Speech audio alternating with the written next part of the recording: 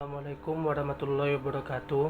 Perkenalkan, nama saya Ahmad Timur Rosidi, NIM 1118016 dari PAI 6C, Fakultas Agama Islam, Prodi Pendidikan Agama Islam. Di sini saya akan menjelaskan modul saya, yaitu tentang uji validitas. Langsung saja. Yang pertama yaitu pengertian validitas. Validitas berasal dari kata validity yang mempunyai arti sejauh mana ketepatan dan kecermatan suatu alat ukur dalam melakukan fungsi ukuran. Selain itu, validitas adalah suatu ukuran yang menunjukkan bahwa variabel yang diukur memang benar-benar variabel yang hendak diteliti oleh peneliti. Jadi, validitas adalah sesuatu yang menunjukkan sampai sejauh manakah alat pengukur tersebut dapat diukur apa yang dia mau diukur. Adapun uji validitas menurut para ahli. Di sini ada 3 para ahli yang menjabarkan tentang uji validitas, yaitu pertama Sujana. Menurut Sujana, pengertian validitas merupakan tetapan alat penilaian terhadap konsep yang dinilai sehingga betul-betul menilai apa yang harus dinilai. Yang kedua yaitu menurut Surya Barata. Adapun menurut Surya Barata, validitas adalah derajat fungsi pengukuran suatu tes atau derajat kecermatan ukuran suatu tes. Validitas suatu tes mempermasalahkan apakah tes tersebut benar-benar diukur atau tidak. Adapun menurut Azwar, validitas adalah ketetapan dan kecermatan suatu instrumen pengukur tes dalam melakukan fungsi ukurannya. Suatu tes dikatakan memiliki validitas yang tinggi apabila alat tersebut menjalankan fungsi ukur yang secara tepat atau memberikan hasil ukur yang sesuai dengan pengukuran tersebut. Terus lanjut ke macam-macam validitas. Yang pertama yaitu validitas isi. Validitas isi dalam bahasa Inggris dikenal dengan content validity, yaitu merupakan bagian dari pada jenis validitas experience judgment. Validitas ini menunjukkan sejumlah pertanyaan, tugas atau butir dalam suatu tes atau instrumen maupun mewakili secara keseluruhan dan proporsional perilaku sampel yang dikenai tersebut. Artinya, tes itu valid apabila butir-butir tes itu mencerminkan keseluruhan konten atau materi yang diajukan yang seharusnya dikuasai secara proporsional. Yang kedua yaitu validitas konstruk. Validitas konstruk merupakan yaitu validitas yang mempermasalahkan seberapa jauh butir-butir tes yang mampu mengukur rupa yang benar-benar hendak diukur sesuai dengan konsep khusus suatu definisi konseptual yang telah diterapkan. Validitas konstruk ini biasanya digunakan untuk instrumen yang dimaksudkan mengukur variabel konsep, baik yang sifatnya performasi tipikal seperti instrumen mengukur sikap, minat, bakat, locus kontrol, gaya kepemimpinan, motivasi prestasi, dan lain-lain.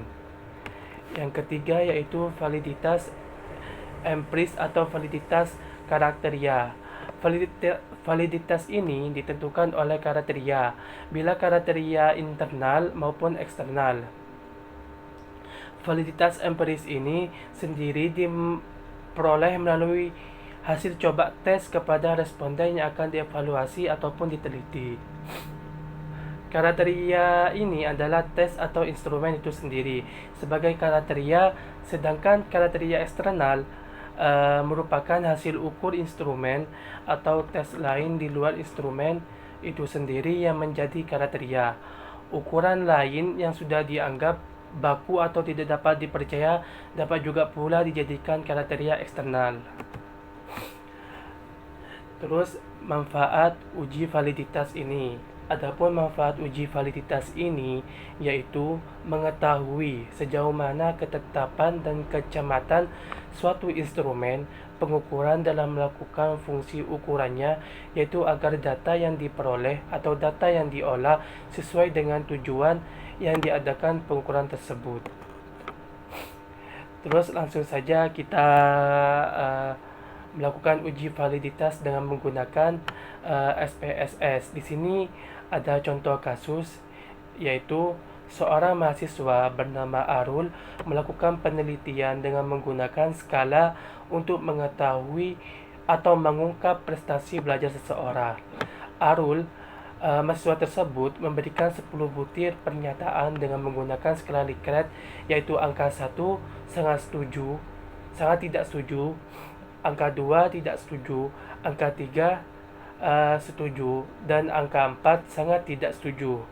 Setelah membagikan skala dengan 12 responden, didapatkanlah tabulasi data-data sebagai berikut.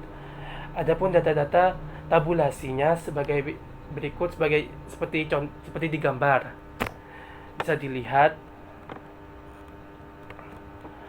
Kemudian kita langsung saja praktek pada menggunakan aplikasi SPSS.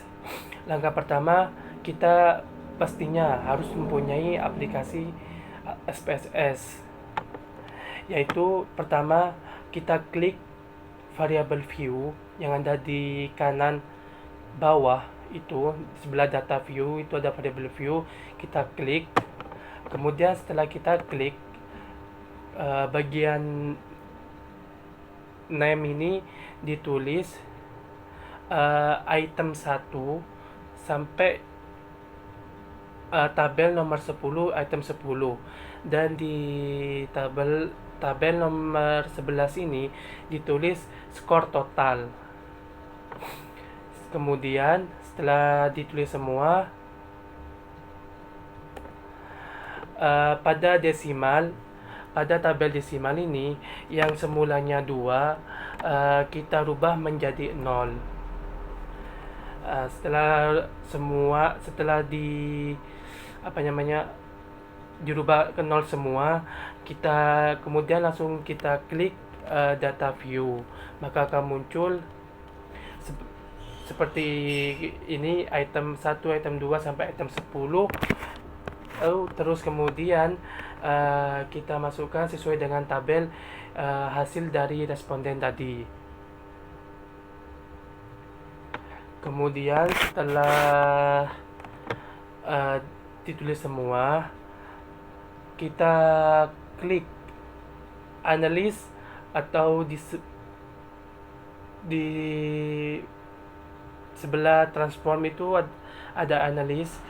Kita klik, kemudian kita cari correlate ini dari atas 1, 2, 3, 4, 5, 6, 7, 8, baris ke-8 dari atas ada correlate, itu kita klik. Kemudian akan muncul tulisan privat, material, distances, itu kemudian kita klik yang pertama.